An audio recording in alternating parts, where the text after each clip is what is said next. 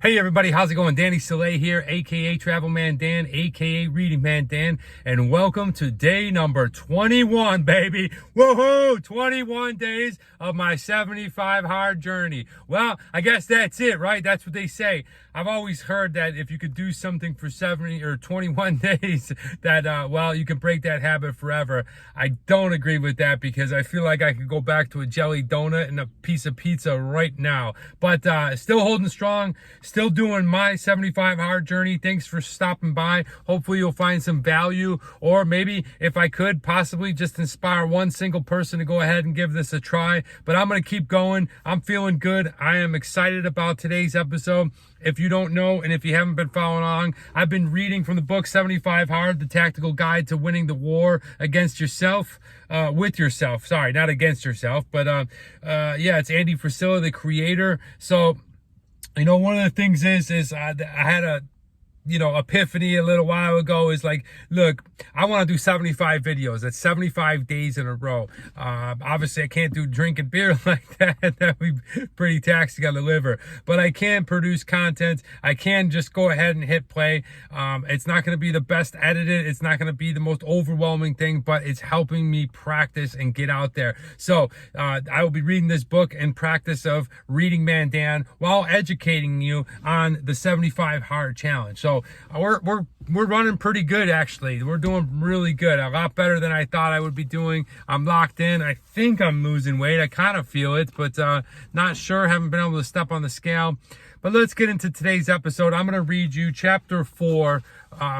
These are all in Andy Frisella's writings, okay? So if you hear me reference things, this is him speaking. He wrote the book. He created the 75 Hard Challenge. If you haven't listened to his podcast, it's Real AF with Andy Frisella, and it's episode 14. So definitely check that out. I'll see if I can put it down in the description. But let's go ahead and read chapter 4, Stabbed in Springfield. Okay, if you don't know, let me get a sip of water real quick as I'm drinking.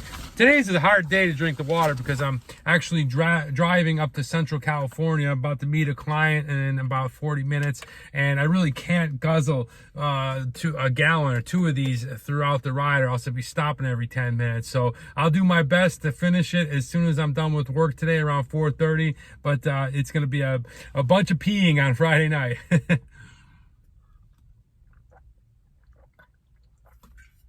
I really like to switch to the 2.5 gallons as opposed to 1 full gallon. I really can hum through these ones. But here we go, guys. Chapter 4, Stabbed in Springfield.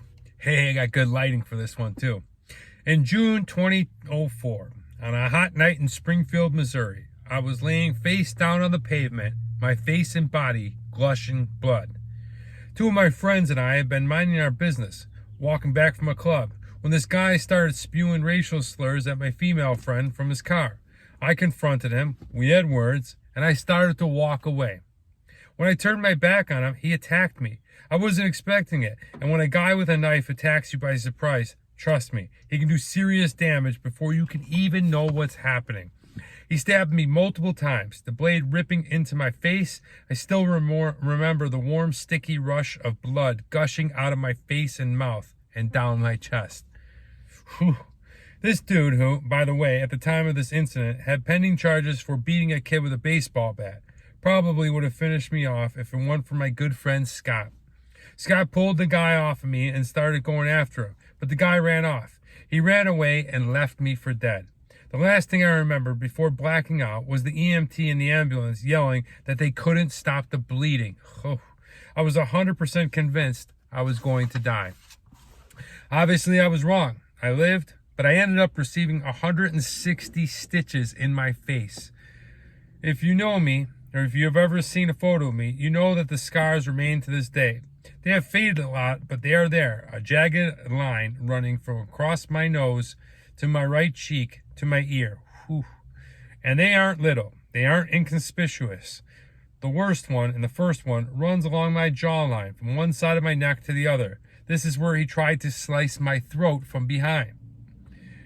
It's mostly covered by my beard these days, but even with the beard, you know they are there. Every morning, I wake up and see the evidence of that night. I'm constantly, every single day, reminded of that night. I can still run my finger along my scars and remember, like it was yesterday, how bad it hurt. But you know what? Physical trauma was the easiest thing to handle. Once they got me to the hospitals, the doctors gave me some drugs to help ease my pain. Plus, the human body is amazing resilient. Yes, it is. As you see, living proof as I'm healing my knee. I have 2, 3, 4, I don't know, 5 or 6 giant scars on my knee now. It has incredible powers of healing, and when its survival is threatened, it finds ways to cope. That's awesome. Actually, when it came to coping, my body did a better job than I did. During my recovery, my face got all swollen and bloated. I looked ridiculous, like Sloth from the Goonies or something. Chuck! Chuck! Baby Ruth? Okay, maybe not that bad, but I definitely looked weird, and I know people would notice. For a while, I was really embarrassed. In fact, for almost 2 years, I was very sensitive and stressed out about the whole thing. Sometimes I didn't even go outside for weeks on end, other than to go to get basic supplies for living. I was terrified of being around other people. I remember going to Bass Pro Shop to look at shotguns. My face still looked pretty bad, and the sales guy there was an asshole. He acted like he didn't see me, and after I had to go out of my way to get his attention, he acted disgusted that he had to look at my face. I was pissed, but I also felt rejected. When I went out in public, I noticed more and more that people wouldn't talk to me, or when they did, they wouldn't look me in the face. They'd look at my fucking feet. I felt like I was going through this process of social rejection. I wasn't prepared for it, and nobody really told me to expect it. I went from being a normal dude to being somebody people didn't talk to. This wouldn't have been a huge deal, except I had just started a business. I was in retail. I would talk to customers every day. It kind of messed up my plan. Some people were cool and asked, "Man, what happened?" in a nice way, but a lot of people were extremely rude and insensitive. They'd laugh and say, "Dude, what the fuck happened to your face?" It hurt me. It beat me up, especially because I couldn't retaliate or defend myself. Snapping back at customers for insulting your face isn't a great way to get repeat customers. One time, I had this guy come into the store. I'd never seen him before. He walked directly to the counter and said to me, "Dude, what the fuck happened to you?" It pissed me off so bad. I held it in. I lied and told the guy I'd been in a car accident. I didn't want to talk to this guy at all. He then proceeded to walk over to this big wall of bars we had, where we literally had 30 different kinds of bars, and he went, "Yo, how much are these bars?" I replied, "Well, as I'm sure you can see, we have 30 different kinds of bars," in an admittedly smart-ass tone. The guy detected my annoyance, looked at me with a smart-ass look and said, "Is that how you talk to customers?" I said, "No, sir, just the asshole ones." I love it. Good for you, Andy. So you can see how this was a problem for my business. Either take everyone's bullshit or be broke. Those were my options. When you were in kindergarten, they tell you it's who you are on the inside that matters. And that's probably true. But let's face it, right or wrong, people judge you by your face. And I knew that. So I was worried that my scars would ruin my life. When I worked out at the gym, bought food at the grocery store, or hung out at a bar, were people going to stare at me? Could I have a conversation with someone without them being distracted by my face? Would the douchebags of the world crack jokes behind my back?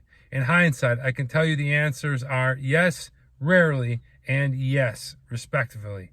I went through a lot of tough mental shit. I'm sorry for myself. I felt sorry for myself. I thought my life was over. I thought, no girl is ever going to want to date me. I look like a fucking monster. And here's what I think happened. It became self-fulfilling prophecy. I isolated myself because I was afraid of rejection. I started drinking real hard. I smoked weed constantly to escape the emotional pain. I stopped focusing on my goals. Bottom line, I got depressed, really, really depressed. And then I met the most unlikely hero in the most unlikely place, a person who changed everything. All right, real quick, I'm just going to go back to that. Listen to this. I isolated myself because I was afraid of rejection. I started drinking real hard. I smoked weed constantly to escape the emotional pain. I stopped focusing on my goals. Bottom line, I got depressed, really depressed, really depressed. All right, that's important stuff right there. That's the end of chapter 4. So whatever you may be going through, let this be a lesson that other people are going through too, whether it's a mental deformity like Mr. Facilla, whether it's an emotional distress or something that you saw, something that you lived through. Other people are going through this, and we're going to find out what happened to him and who that unlikely hero or person was on Monday as I read you chapter 5. But, find strength in this. Maybe you find this YouTube video and you say, you know what? Wow, this is somebody else, because we all have this stuff. We all have stuff that we feel rejected. We get depressed, and we go to vices, unfortunately, like alcohol and like weed and maybe a lot of cases harder things. And sometimes you can just really get off the track, and he says that I became unfocused of my goals. And luckily, he was able to overcome everything. Obviously, he's a very successful person. We're going to find out. But let that be a lesson. If you're out there, listen up to it. Really listen to it. Understand you're not alone. And hopefully, you can get through whatever you're going through. Guys, thank you so much. That's day number 21. Like I said before, they say once you get past 21 days, you can, basically break any habit. I don't think so. I'm going for the full 75. Tune in each and every day as I bring you a video, going ahead and documenting my journey. Thank you so much for stopping by. I'm Danny Soleil, a.k.a. Travel Man Dan, a.k.a. Reading Man Dan. And remember, it's a big world out there. Make sure you see every bit of it.